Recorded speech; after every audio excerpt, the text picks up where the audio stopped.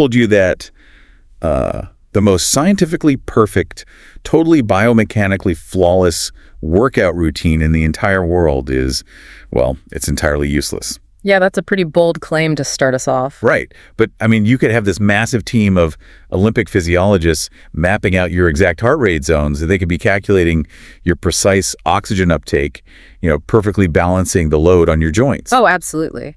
But if human psychology gets in the way, all that beautiful biology just falls apart. Exactly. And today, we are cracking open a really massive textbook chapter for this deep dive. It functions as basically the ultimate playbook for exercise prescription. We're looking at this comprehensive 7-step client-centered cardiovascular exercise prescription model. It's quite the title, I know. It is. But the central premise of this whole text is a really hard pill to swallow for a lot of people. It argues that the science of movement just doesn't matter at all if we can't solve the really messy behavioral puzzle of the human being who's actually doing the moving. Well, the authors of this text, they're really forcing a major paradigm shift here. I mean, historically, exercise science has just treated the human body like an engine. Like a machine. Right. You just plug in the diagnostic data, you calculate the required metabolic output, and you write a rigid prescription. Do this machine at this heart rate for exactly this many minutes. But a car doesn't have an ego. No, it doesn't. And a car doesn't get intimidated by the gym environment. It doesn't get bored. So this client-centered philosophy dictates that compliance is actually the only metric of success that matters. Oh, wow. The only metric. Seriously, a mediocre workout routine that a person genuinely enjoys and, actually sticks with for 5 years, that will radically outperform a physiologically superior program that they just abandon after 3 weeks. I love that framing. I mean, it really reminds me of a doctor prescribing a life-saving medication, say, for blood pressure. Okay, yeah. The doctor obviously knows the exact chemical compound required to save the patient's life. But in this scenario, the patient actually gets to negotiate the flavor of the pill. I like that analogy. Right. Like they get to decide what time of day they take it, whether they prefer liquid or a tablet. Maybe they even negotiate if they're allowed to watch television while swallowing it. And if the doctor refuses to negotiate those terms, the patient just leaves the pill bottle on the counter. Exactly. They just walk away. So we are moving way past that generic, frankly, kind of insulting advice of, just go do some cardio. Which is terrible advice, by the way. It really is. This text deconstructs the granular, step-by-step science of how experts treat movement as medicine, but totally dialed in for specific human beings. And there is a lot of ground to cover. I mean, from the psychological negotiations of establishing goals to the massive menu of equipment. Oh, we're definitely geeking out on the equipment, plus the literal mathematics of metabolic equivalence, all the way to periodization. Yeah, so to build that perfect routine, the practitioner essentially has to act as part physiologist and part behavioral psychologist. Which is a tough line to walk. It is. And that dual role becomes incredibly obvious before a single drop of sweat is even shed. Before anyone steps on a treadmill, you have to establish why you are actually in the room together. The why is everything. Right. So the model begins by forcing this hard distinction between a client's needs and their goals. Let's unpack that, because on the surface, it sounds like semantics, but the text treats it as this really critical divide. The needs, those are the cold, hard physiological facts, right? Correct. They are the objective realities that you uncover during a medical history or a physical assessment or orthopedic limitation. Like what? What's a common need? Well, a client might have borderline hypertension that they were completely unaware of, or maybe elevated blood lipids. Or a bad knee. Exactly. Or a degenerating disc in their lower back that strictly prohibits high-impact movement. So the needs dictate the absolute biological boundaries of what the program has to address to, keep them safe. But those cold, hard facts, they rarely get someone out of bed at 5 in the morning to go to the gym. No, they don't. Because telling someone, hey, you need to improve your oxygen uptake by 15% over the next 4 months, that's so abstract. Nobody visualizes their VO2 max. Which is exactly why the text argues that physiological needs provide scant encouragement. The actual motivation, it lives entirely in the goals. And goals are subjective. Completely subjective. The goals are the client's personal desires. They want to fit into a specific suit for a wedding, or Or they want to play a full game of squash without feeling like their lungs are going to explode. Or just run around the yard with their kids without needing to sit down after 5 minutes. Right. So the art of this initial phase is integrating the mandatory biological needs with those deeply personal wants. You have to formulate realistic short-term goals. To build that habit of compliance. Yes, exactly. You have to build that compliance before you can ever hope to see major systemic changes in their cardiovascular health. Okay, I can see how that works beautifully when the needs and goals actually align. But think about your own life, or anyone who has ever stubbornly pushed themselves. What happens when there's a direct collision between what a person wants and what their body can actually handle? Oh, the collisions are the hardest part of the job. I bet. Like, let's say you have a highly motivated, super type A client. They march in and announce, I want to do high intensity, high impact plyometrics. I want to jump onto 30-inch boxes. Oh, boy. Right. But your clinical assessment reveals they have terrible knee joints and borderline high blood pressure. Yeah. Their goal is actively dangerous given their needs. So as the expert, you can't just say no. Right. Because you'll crush their motivation. Yeah, if you just say no, they'll just go find another trainer who will let them do box jumps until their knees give out. So how does the model say you handle that standoff? You utilize a very specific behavioral negotiation tactic. The text outlines a 3-step strategy for these exact collisions. You come up with options, you analyze those options collaboratively, and then you lead the client to commitment. So you never just veto the goal. Never. You deconstruct the goal to find out what emotional or physical sensation they're actually chasing. Oh, okay. With your plyometric client, they're likely chasing that feeling of explosive power, right? Sure. The intense sweat, that massive endorphin rush of a maximum anaerobic effort. So you redirect that craving into a safer vehicle. Yeah. Instead of telling them they're banned from box jumps, you say, well, I see you love that feeling of explosive, breathless power. Exactly. But because we need to protect the cartilage in your knees, what if we achieve that exact same intense rush by doing brutal, all-out interval sprints on a stationary bicycle with heavy resistance? You've hit on the core psychological trick there. It's substitution. You are removing the ground reaction forces that would tear up their knees. So you satisfy the objective medical need. Right, but you are preserving the psychological feeling and the physiological intensity that they genuinely crave. You analyze that alternative together, you show them how it achieves their ultimate desire, and you secure their commitment. That is so smart. Okay, so once you have that commitment, you've successfully navigated the psychology. Yeah. Now we have to navigate the physics. We know the destination. Now we need to select the vehicle. The vehicle being the equipment and the activity. Right, which transitions us into this massive menu of machines and movement methods available. And the science behind which piece of equipment fits which human body is surprisingly granular. The text references a fascinating study from 2007 by Rin, Milanpolo, and Heinonen. Oh, that's a fantastic study. It completely changed how I think about beginners in the gym. Because it isn't just about cardiovascular capacity, it's about motor skills. Yeah, that study is a cornerstone of behavioral compliance. They examined middle-aged, inactive individuals, and they mapped out the specific motor abilities required for various physical activity. And what did they find? Their conclusion was pretty definitive. When inactive people are first adopting a routine, they absolutely must be directed toward exercise modes that have very low motor requirements. Because if you are already intimidated by the concept of exercise, the very last thing you want is to feel uncoordinated. Or foolish, or clumsy. Right. If you've ever tried, say, a complicated dance class, and you spent the whole hour stepping on your own feet while everyone else looks like a professional, you know that sheer frustration will override any potential cardio benefit. The cognitive load of trying to learn a complex movement just distracts entirely from the physical effort. So activities like walking, jogging, or basic stationary cycling, they are perfect. Because they involve repetitive single-plane movements. Exactly. The brain can basically go on autopilot while the heart and lungs do the actual work. The authors explicitly warn against prescribing activities that demand high levels of reaction ability or complex balance. The text specifically calls out sports like squash, badminton, martial arts, downhill skiing, and jazz dance. Yeah, if you prescribe jazz dance to an inactive, self-conscious beginner, they are going to quit before their heart rate even reaches a training zone. It's a recipe for disaster. So keeping motor skills in mind, let's look at the actual hardware in the gym. The text provides this remarkably detailed matrix called the equipment client matchup. Let's start with the undisputed king of the cardio floor, the treadmill. The treadmill holds that title for several really solid physiological reasons. Foremost, it generally elicits the highest rate of energy expenditure. Meaning it burns the most calories. Right. At any given target heart rate, whether that's 65% or 85% of someone's maximum, a client will burn more calories on a treadmill than on almost any other simulator. Oh, wow. Just because you're standing up. Partly. It engages the entire lower body musculature in a natural weight-bearing motion, plus it allows for incredibly precise manipulation of both speed and incline, which makes it invaluable for clinical assessments. But the major drawback is the physics of the impact, right? Mm-hmm. Every time your foot strikes that moving belt, there is a literal collision. A collision that sends shockwaves right up the kinetic chain.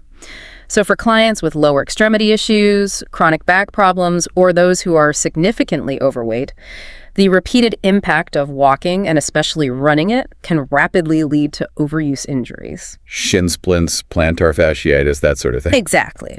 Or joint degradation.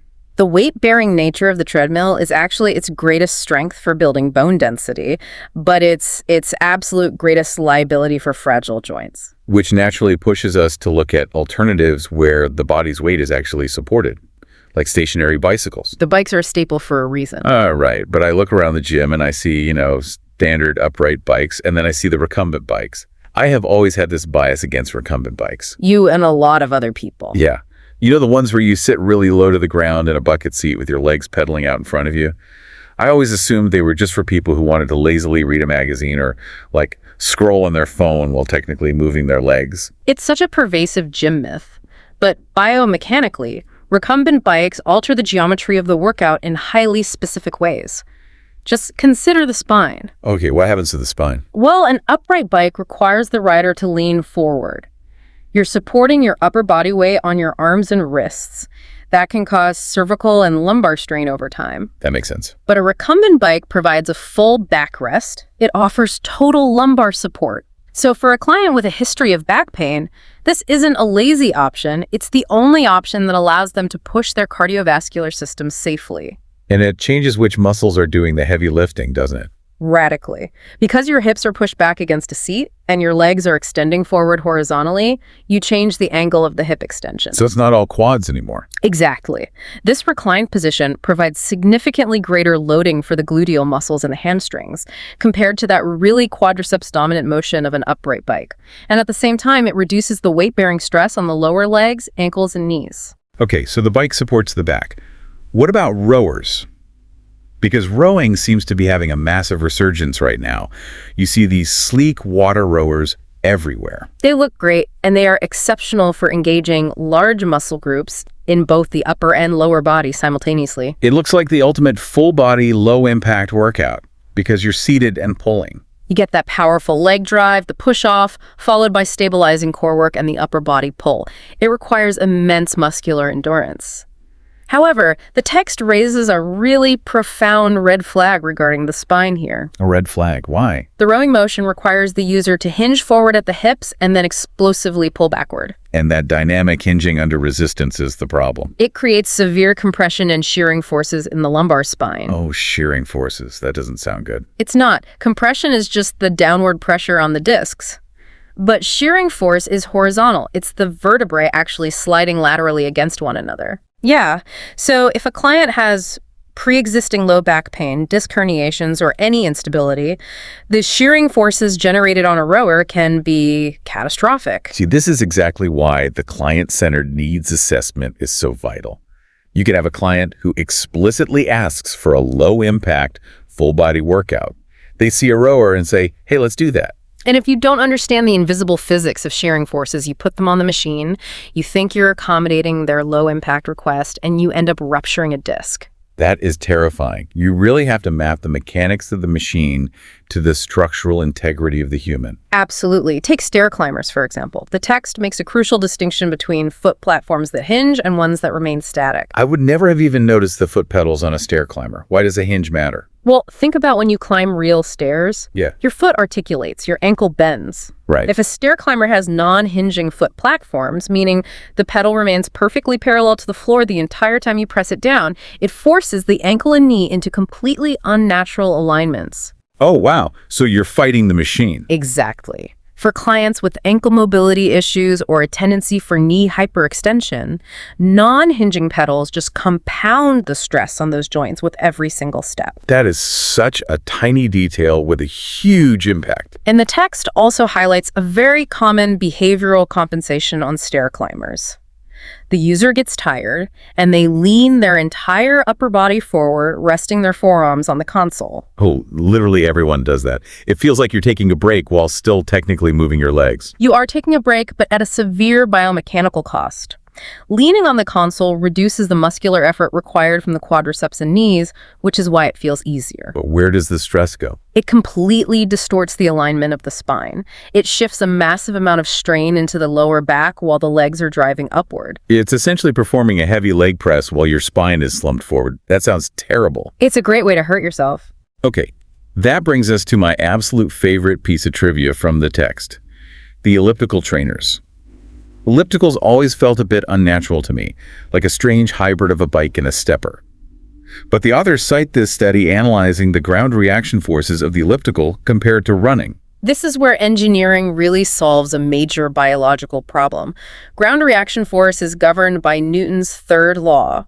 When you run, you have an airborne phase. Right. Both feet are off the ground for a split second. And when your foot strikes the ground strikes back with a force equivalent to 2 to 3 times your body weight. That force travels through the foot, ankle, knee, and hip. It's a lot of pounding. The elliptical machine fundamentally alters this by removing the airborne phase entirely. Your feet never leave the pedals. They just glide along a suspended track. And the data on that is staggering. The text states that at similar ratings of perceived exertion and at the exact same heart rates as running, elliptical machines produce less than half the ground reaction force. It's incredible. It's like you are tricking your cardiovascular system into thinking you are sprinting down a track, but your skeleton thinks you are just going for a gentle walk. It really is the ultimate tool for high-intensity, low-impact exercise. Furthermore, ellipticals offer a really unique behavioral variable. You can pedal them backwards. I've tried that, actually. Yeah. And it burns my legs in a completely different way.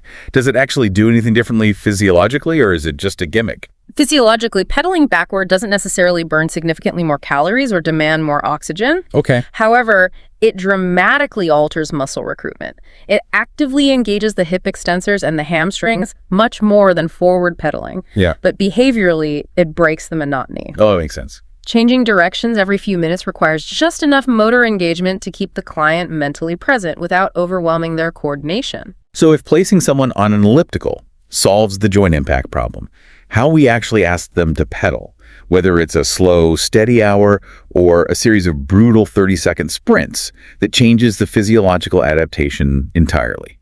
The equipment is the vehicle, but the method is how we drive it.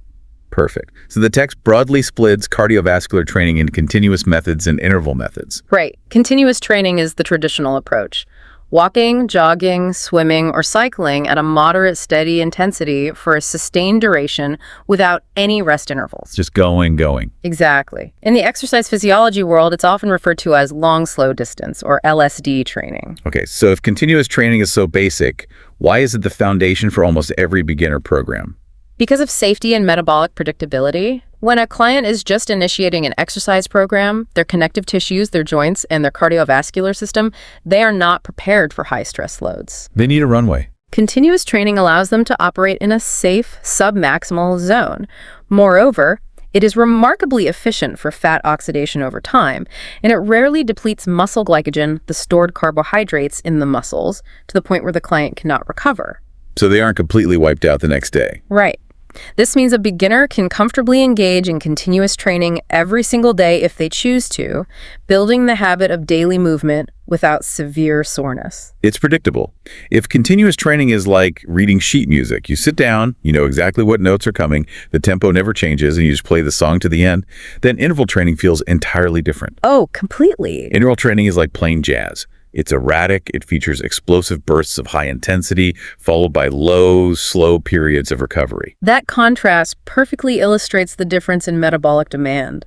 Interval training, or IT, alternates short, intense work efforts with relief intervals of either light activity or complete rest. The stop-and-go method. Physiologically, you are demanding that the body rapidly produce energy, accumulate fatigue and lactic acid, and then frantically clear that lactic acid during the rest period, only to do it all over again. It is intensely potent. And brutally uncomfortable, which is why a statistic in the text completely stopped me in my tracks. The dropout rates. Yes.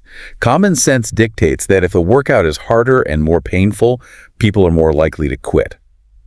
But the text notes that dropout rates for high-intensity interval programs can actually be half those of continuous programs.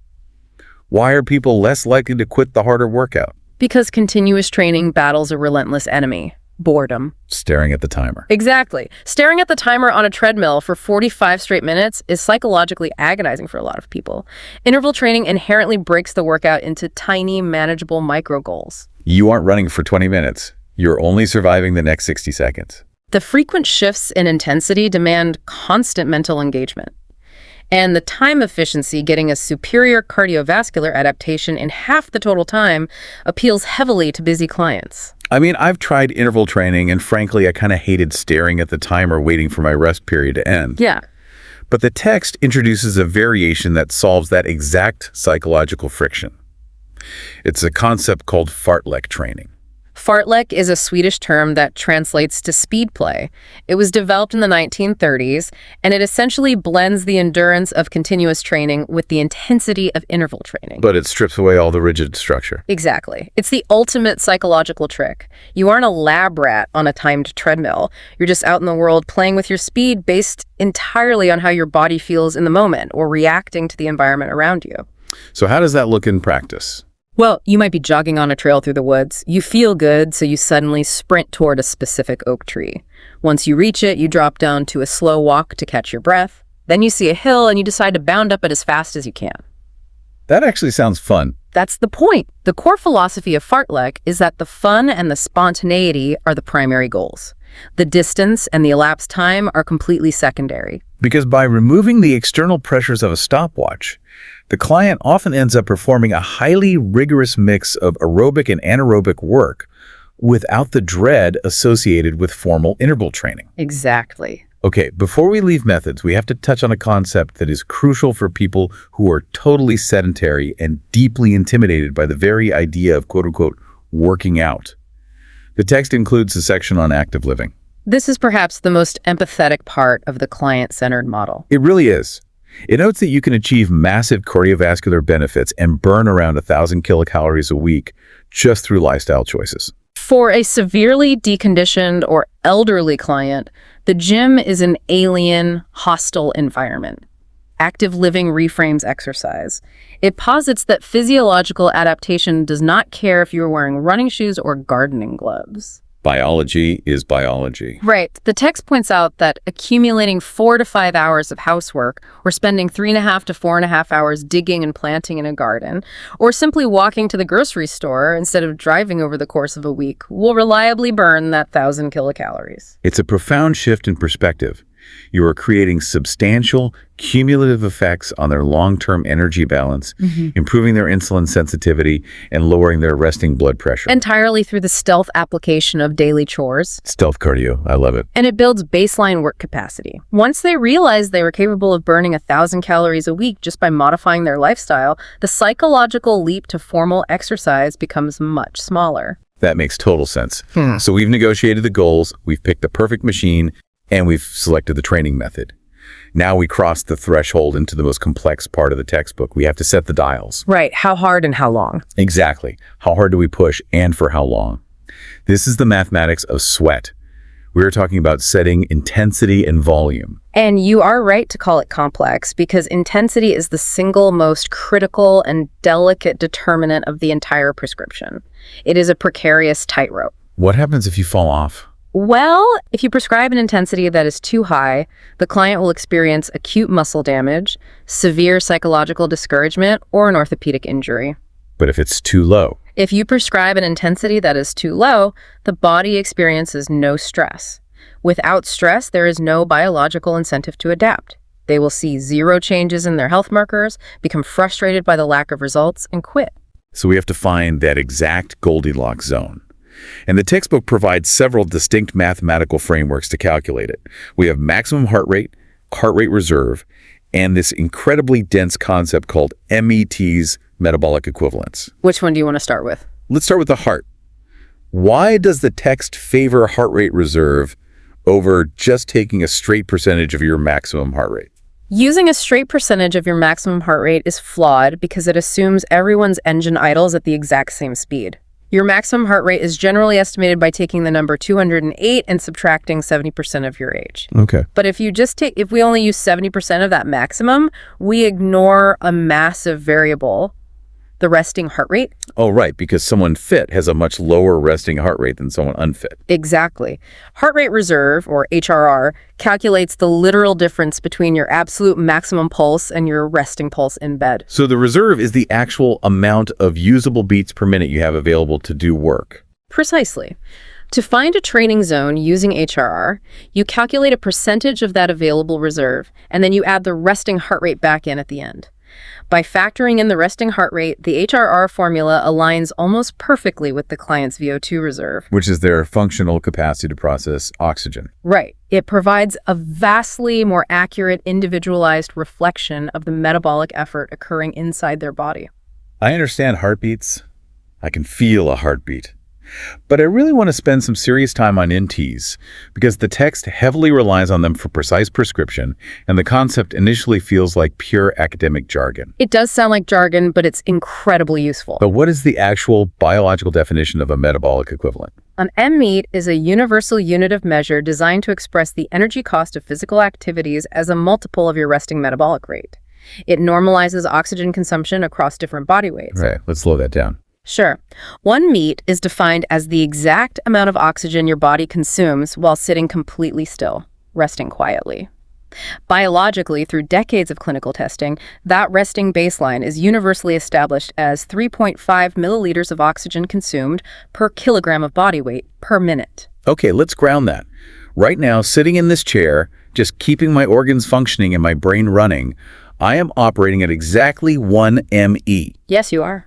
My cells are using 3.5 milliliters of oxygen for every kilogram I weigh, every single minute. Correct. Therefore, an activity classified as 5 MET-Ts requires your cardiovascular system to deliver 5 times the amount of oxygen to your tissues than when you are at rest. That makes it so much easier to visualize. And the brilliance of the MET system is how seamlessly it translates oxygen consumption into caloric expenditure. The text provides a formula that is essential for weight management. 1 MET-T is roughly equivalent to burning 1 kilocalorie per kilogram of body weight per hour. Let's do the math on that because the textbook walks through a fantastic example.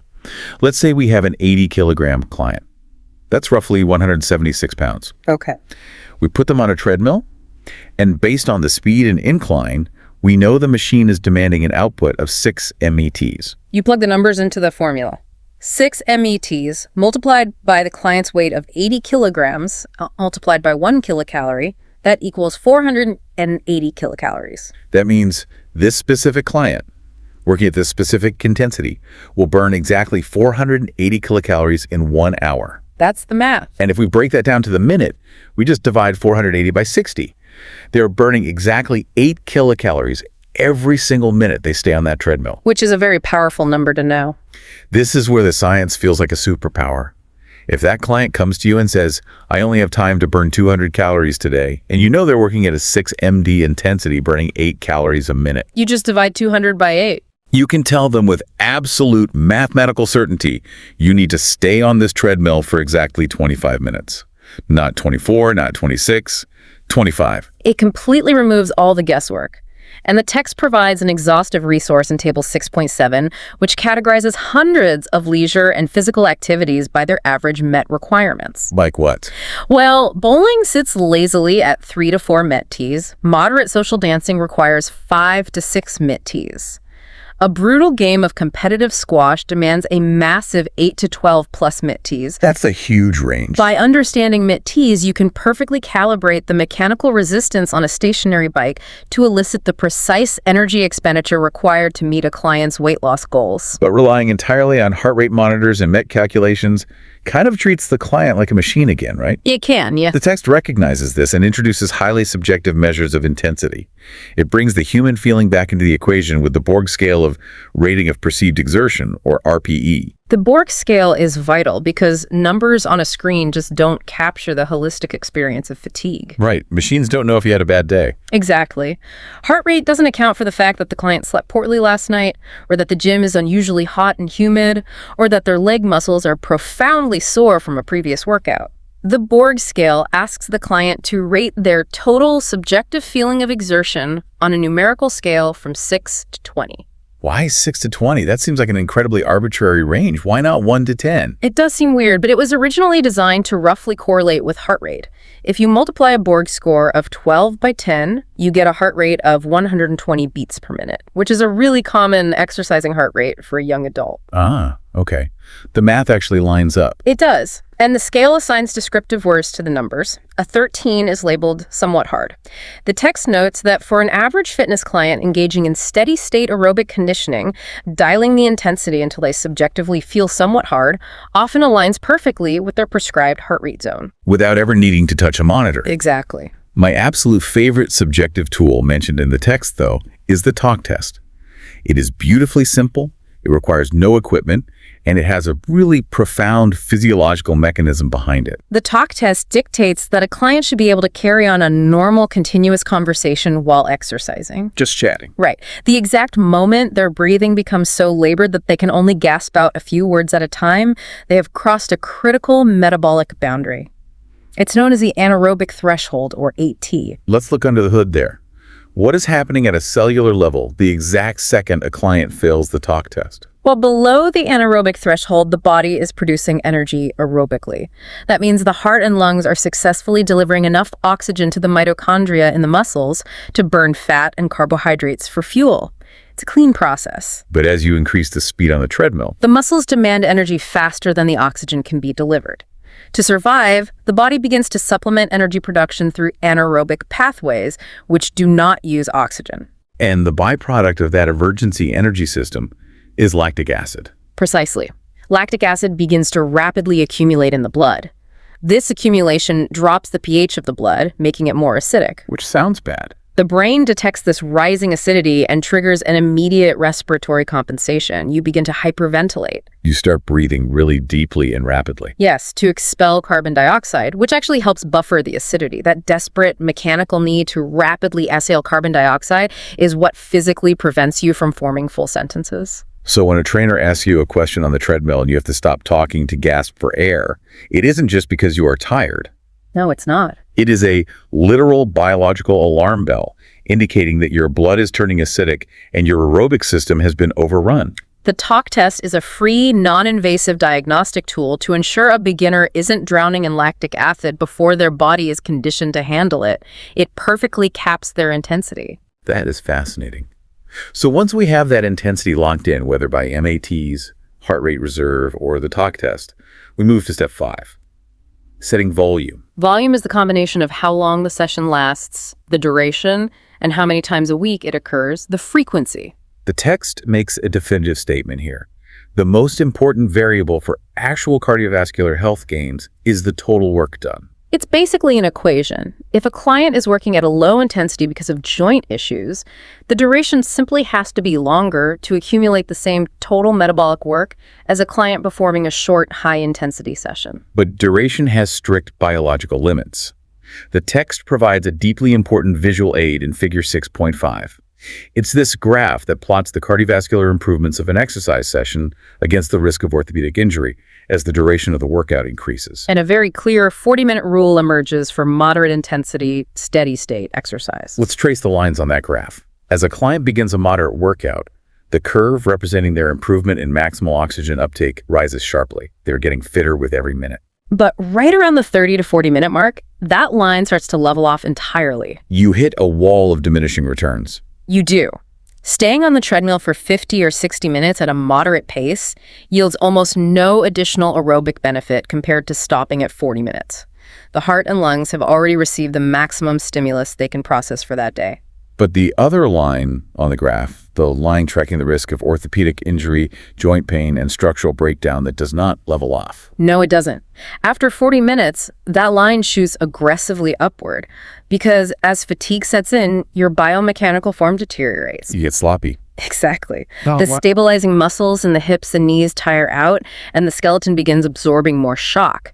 Pushing a steady state workout much past 40 minutes dramatically increases the wear and tear on cartilage and ligaments for basically zero additional cardiovascular reward. So if a client needs to perform more total work to burn calories, the science dictates it is far safer to increase the frequency of the workouts across the week rather than extending a single session into the orthopedic danger zone. That is the exact right takeaway. Which brings us to frequency. How often are we asking them to do this? The American College of Sports Medicine guidelines cited in the text recommend that clients with low baseline fitness begin with just 1 to 2 days a week if the intensity is surprisingly high, or up to 3 days if the intensity is moderate. And for individuals with average fitness, The recommendation shifts to 3 to 5 days a week. the text specifically highlights a work-a-day, rest-a-day routine as the gold standard for beginners. Yes. Exercising every other day is the optimal rhythm for building cardiovascular capacity while fiercely protecting soft tissues. It guarantees 36 to 48 hours of relative rest between sessions. And that window is biologically mandatory for the repair of micro tears in the muscle fibers, right? And the replenishment of glycogen stores, particularly for overweight clients who are subjecting their joints to new, unaccustomed loads. Okay, we've designed the perfect single week of workouts. We've balanced the volume, capped the intensity, and protected the joints. But human bodies are incredibly stubborn, adaptable survival machines. We really are. If you do the exact same 30-minute recumbent bike ride at the exact same 6 MAT intensity every single Monday, Wednesday, and Friday, eventually your body figures out the puzzle. It becomes hyper-efficient, the stress disappears, and you stop progressing. That brings us to section 4, the long game. Right. Step 6 focuses on progression and monitoring, and Step 7 covers the critical bookends of the workout, the warm-up and the cool-down. Let's talk progression. Progression is the science of managing adaptation over months and years. The text compartmentalizes a cardiovascular program into 3 distinct chronological stages: initial conditioning, improvement conditioning, and maintenance. Let's lay out the timeline for those stages. The initial conditioning stage generally lasts about 4 to 6 weeks. The primary goal here is not massive weight loss or setting personal records. It is habituation. Just getting used to it. Right. The focus is on slightly extended warm-ups and cool-downs, conservative intensities hovering around 40 to 60% of their heart rate reserve, and simply getting their tendons and ligaments accustomed to the novel stress of regular movement. Once their structural integrity is solidified, we enter the improvement stage. This stage spans the next 16 to 20 weeks.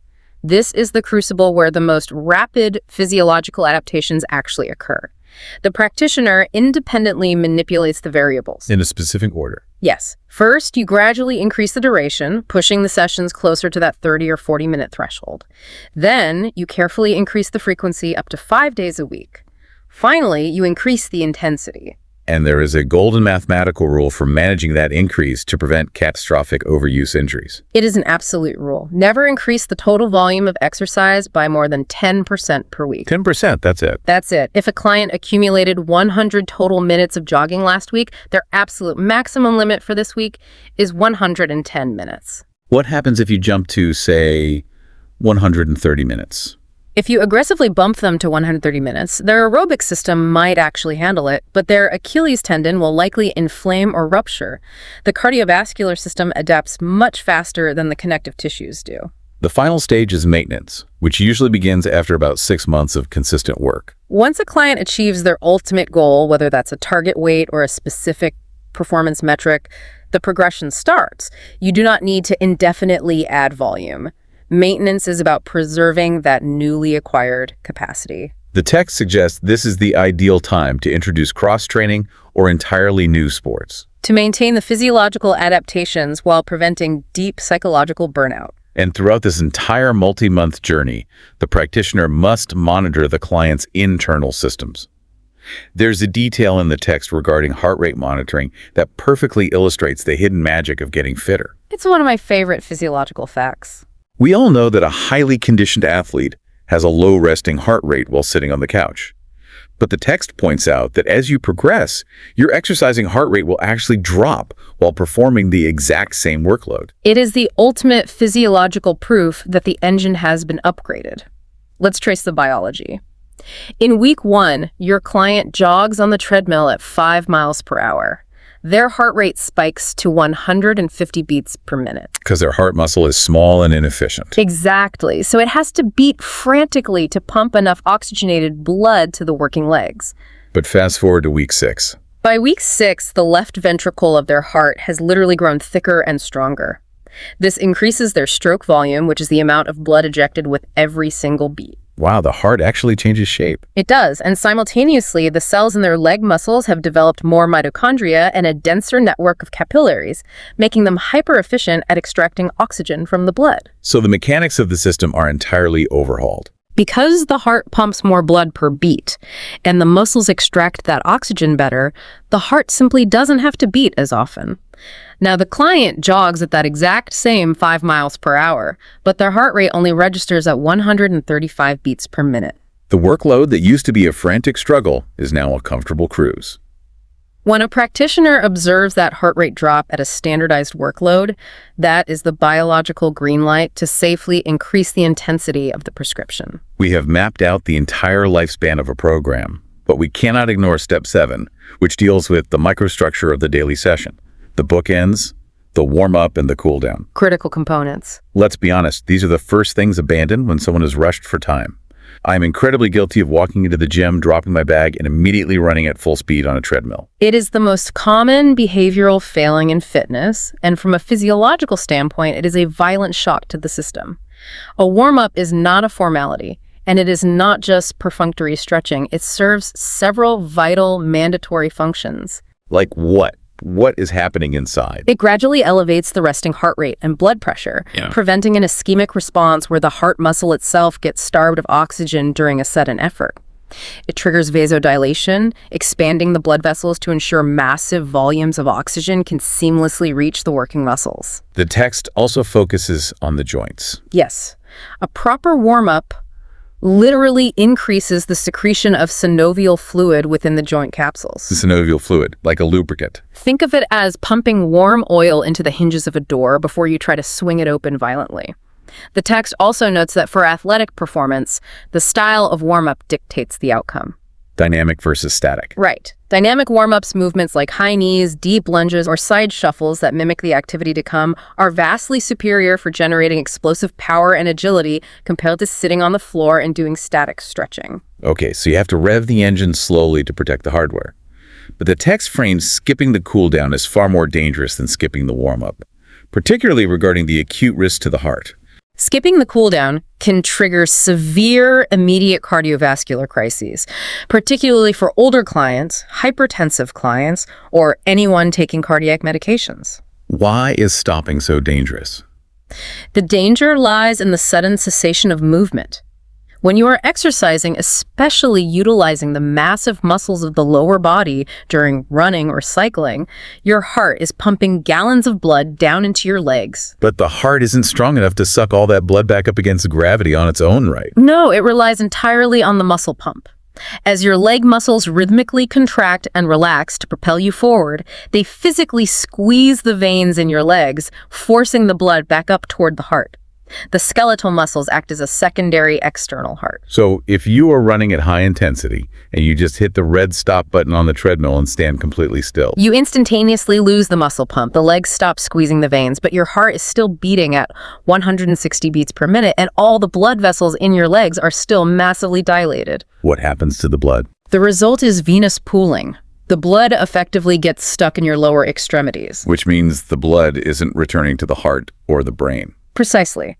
This sudden drop in venous return causes a catastrophic drop in blood pressure, leading to dizziness, syncope, which is fainting, and in vulnerable populations, it can trigger cardiac arrhythmias. That is terrifying. Furthermore, your bloodstream is flooded with extreme concentrations of exercise hormones like adrenaline and norepinephrine.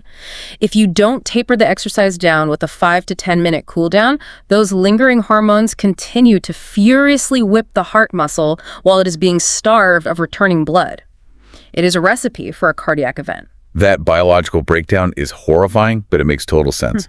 I do want to push back on one specific recommendation in the text, though. Oh. In Table 6.14, the author strongly insists that static stretching, the traditional hold and reach stretching we all know, should be emphasized during the cool down rather than before the workout. Yes, that's correct. It feels counterintuitive to stretch the muscle after the work is already done. Why stretch a tired muscle? You stretch it then because the tissue is at its absolute peak thermal temperature. After 30 minutes of continuous cardiovascular work, the deep muscle temperature is significantly elevated and capillary blood flow is maximized. The tissue is actually physically warmer. The collagen fibers within the tendons and fascia are highly pliable, almost like warm taffy. This provides the absolute greatest biological window for achieving permanent flexibility gains without tearing the tissue. So if you try to stretch cold tissue, it acts like a frozen rubber band and snaps back. Yeah. But stretching warm tissue actually lengthens it. Exactly. But there is a postural reason as well. During a repetitive motion like cycling, the hip flexors and hamstrings are continuously contracted and shortened thousands of times. If you simply stop cycling, go home and sit at a desk, those muscles cool down and heal in that shortened, tightened state. Causing posture issues. Right. Static stretching during the cool down mechanically forces those contracted muscles to return to their optimal resting length tension relationship. It prevents the chronic tightness and postural imbalances that plague endurance athletes. Okay, the theory is beautiful, the biology is fascinating, but reality is incredibly messy. I want to transition to Section 5, Real-World Application. The case studies. The textbook chapter doesn't just leave us with formulas. It provides several incredibly detailed case studies that demonstrate how this 7-step model is applied to drastically different human lives. Let's dive into case study 1, Ingrid. Ingrid represents a very common frustration in fitness, the plateau. She is a 37-year-old woman in relatively good condition. She's been cycling on her own 3 days a week for months, but she has completely stopped improving. Her heart rate rarely breaks 130 beats per minute. She is putting in the time, but the physiological stress is too low to trigger further adaptation. But she has a highly specific, ambitious goal. She wants to ride her bicycle 50 kilometers, about 31 miles in a single day. The behavioral roadblock is her schedule.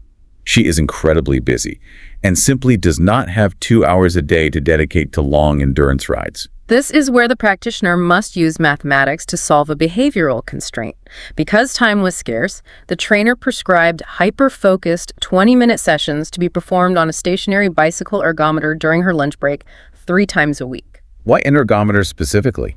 They used an ergometer because it allows the trainer to dictate the exact mechanical resistance, totally removing Ingrid's tendency to coast. The math the trainer uses here is amazing. They calculate that her target training zone needs to be 60 to 80% of her functional capacity. Using the MET2 calculations we discussed, they determined that 60% capacity equals an output of 6.4 MET-Ts. From there, they reverse-engineered the workout using the specific American College of Sports Medicine formula for leg ergometry. They had to figure out exactly how much physical friction to apply to the flywheel of the bike to force her body to consume 6.4 MET-Ts of oxygen. And the calculation dictated a workload of 720 kilogram meters per minute. Let's translate that into reality. What does 720 kilogram meters per minute actually feel like to the person sitting on the seat? The text says it translates to setting the mechanical resistance at 2 kilopons while forcing her to pedal at exactly 60 revolutions per minute. Physically, a kilopon is the force of 1 kilogram of mass under gravity. Okay. Setting the resistance to 2 kilopons means there is essentially 2 kilograms of constant braking force applied to the wheel. Pedaling at 60 revolutions per minute means her feet are completing 1 full circular stroke every single second. That sounds tough. It feels like riding up a very steady, moderate incline in a medium gear. It requires constant, focused muscular tension. She cannot coast, and she cannot slow down without failing the parameters. It takes all the subjective guesswork out of the workout. She isn't just pedaling while watching a screen until she feels tired. She is delivering a highly specific, mathematically calculated dose of metabolic stress to her system for exactly 20 minutes. And over the ensuing weeks, the trainer strictly manipulated the duration and frequency. By week 13 of the program, she was enduring 40 continuous minutes at an even higher intensity, 5 days a week. And the ultimate result? She completely crushed her 50-kilometer goal. Ingrid's case flawlessly illustrates structured mathematical progression. Now, contrast that pristine data environment with case study 2. Yeah. Josh is a fascinating puzzle. He's 27 years old, and his goal is to play competitive squash. However, he is getting demolished on the court because he fatigues far too early in his matches. The massive hurdle for the practitioner in this case study is a lack of resources. They had absolutely no access to clinical cardiovascular assessment testing, no treadmills with oxygen masks, no electrocardiograms, no expensive ergometers. Which represents the reality for the vast majority of personal trainers and everyday individuals. Exactly. When clinical data is unavailable, you have to extract reliable metrics from the environment. To establish a baseline, the trainer had Josh take his resting heart rate manually while lying in bed upon waking for 3 consecutive mornings. Which provided a rock-solid rested baseline of 62 beats per minute. Using that baseline and his estimated maximum heart rate, they constructed his heart rate reserve training zone. But the true genius of this case study lies in how they matched the training method to the specific biological demands of squash. They recognized that just putting him on a treadmill for an hour of continuous running wouldn't help him win on the court. Because squash is an inherently chaotic, non-continuous sport. If we look at Table 6.3 in the text, which categorizes sports by their predominant energy systems, we see that racket sports like tennis and squash rely overwhelmingly on the ATP-PC system and the lactic acid system. We briefly touched on lactic acid during the talk test, but the ATP-PC system is crucial here. What is happening inside the muscle cell during a squash match? ATP, or adenosine triphosphate, is the fundamental molecular currency of energy in the body.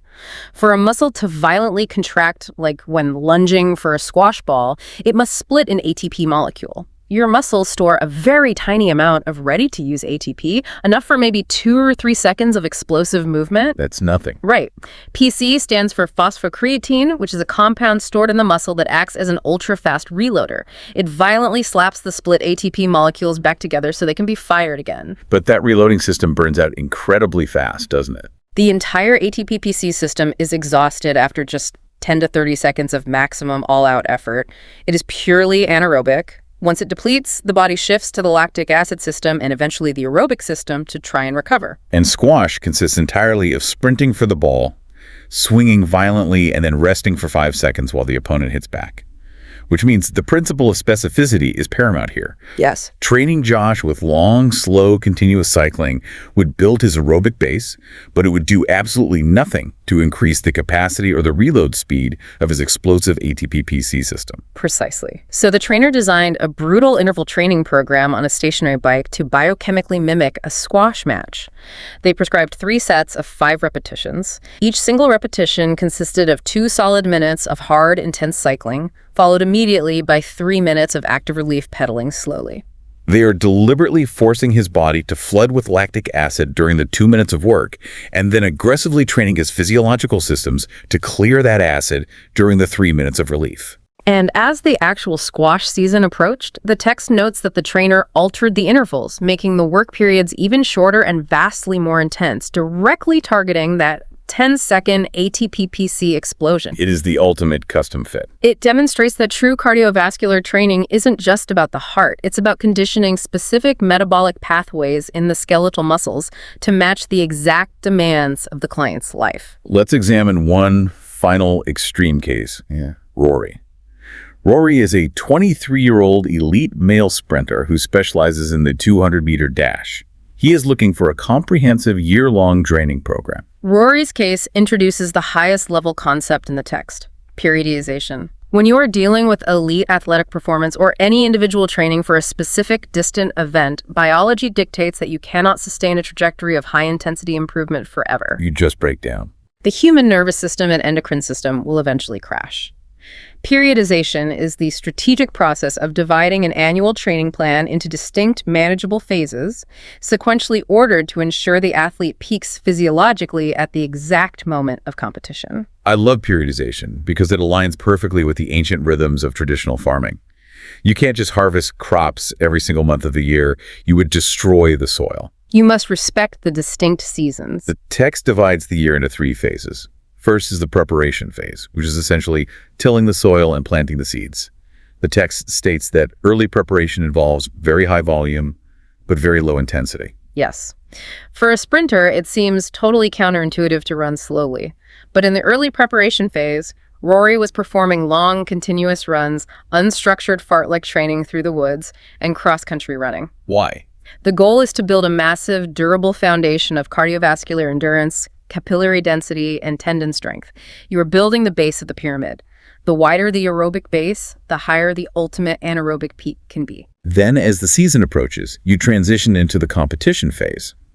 This is the harvest. In the competition phase, the architecture of the training flips completely upside down. The total volume of running drops significantly, but the intensity skyrockets to near maximum levels. They stop doing long runs. Completely. The training discards general fitness and concentrates exclusively on the specific motor units required for sprinting.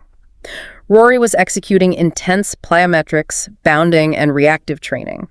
The core of his cardiovascular work became extremely short, high-intensity intervals running 200 meters at 90% of his personal best speed, followed by very long rest periods. The long rest is critical there, right? Yeah. Because if he's exhausted, he isn't training for max speed. He's just training to be tired. Exactly. In the competition phase, you are training the central nervous system to fire motor units as rapidly as humanly possible. Fatigue destroys the ability to train speed. And finally, after the championship race is run, you enter the transition phase, the off-season. This is the period of letting the field lie fallow. But lying fallow does not mean lying on the couch. Total inactivity leads to rapid detraining and structural weakening. The transition phase is defined by active rest. So what does a sprinter do for active rest? The text outlines that Rory would leave the track entirely. He would go jog at his family's cottage, swim in a lake, or play low-intensity recreational soccer. It's a psychological decompression, just as much as a physical one. It allows the athlete to recover from the intense mental pressure of competition and heal from the severe neurological strain of max effort sprinting, all while maintaining a baseline of aerobic health so they don't have to start from zero the following year. It is a beautifully structured, holistic approach to a whole year of human life. It perfectly encapsulates the entire model we've discussed today. It balances the biological absolute of recovery with the behavioral reality of athletic burnout. We have covered a truly massive landscape of science today. We started by looking at the psychology of gym floor, navigating that delicate negotiation between a client's hard physiological needs and their stubborn human goals. We analyze the hidden physics of the equipment menu, from the calorie-burning dominance of the treadmill to the protective lumbar support of the recumbent bike and the reduction of ground reaction forces on the elliptical. We dove deep into the mathematics of sweat, calculating the exact oxygen demands of a meet and respecting the 40-minute rule to balance cardiovascular improvement against the catastrophic risk of orthopedic breakdown. We explored the mechanics of venous pooling to understand why a cool-down might literally save your life. And finally, we saw how to manipulate those variables over months and years. Whether you're a busy cyclist squeezing in a mathematically perfect 20 minutes on your lunch break, a squash player weaponizing your lactic acid system, or a sprinter orchestrating an entire year of biological periodization. If there's one overriding takeaway from this entire text, it is that true physical fitness is not a product of blind, disorganized effort. Just sweating until you are exhausted is a fundamentally flawed strategy. Fitness is a science of extreme precision. It really is. It requires the continuous monitoring of internal systems, a deep mechanical understanding of how the body produces energy, and above all, the behavioral flexibility to adapt your scientific plan to the real, unpredictable feedback that your body gives you on any given day. And exploring that level of precision leaves me with a final, somewhat provocative thought for you to mull over today. If exercise scientists and trainers can prescribe a physical routine with such staggering mathematical precision, utilizing a complex 7-step model to measure the exact volume, the precise metabolic intensity, and the required periodization for a physical muscle to adapt and grow, what would happen if we applied this exact same rigorous framework to our mental and intellectual habits? Think about your own life. Imagine writing a client-centered prescription for your media consumption, your focus, or your learning goals. Do you ever perform a mental warm-up before tackling a deep, complex project? Or do you just sprint straight into the work cold, risking cognitive burnout? What is the MET level, the intellectual intensity of the book you're reading right now? Is it a light 2 METs, or is it a heavy, demanding 8 METs? Are you doing the intellectual equivalent of continuous training by casually reading a novel for an hour? Or are you forcing your brain into high-intensity interval training by wrestling with a dense academic paper for 20 minutes of pure, uninterrupted focus? Perhaps the secret to our intellectual growth isn't just trying harder or staring at the screen longer. Perhaps, just like the physical body, cognitive growth is simply a matter of precisely adjusting the workload, respecting the biological need for recovery, and aligning the effort to match the realities of our actual everyday lives.